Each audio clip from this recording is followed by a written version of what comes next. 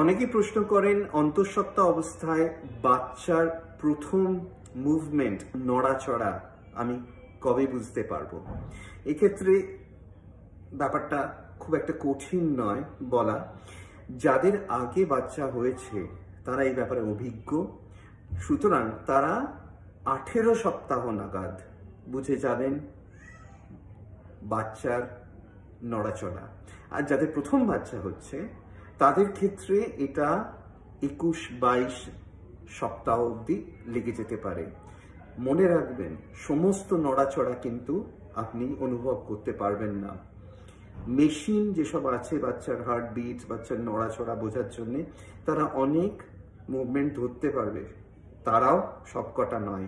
সুতরাং যদি মুভমেন্ট না বুঝতে পারেন প্রথমেই ঘাবড়াবেন না, ডাক্তারের কাছে যান, কারণ আপনি সব নড়াচড়া বুঝতে পারবেন না।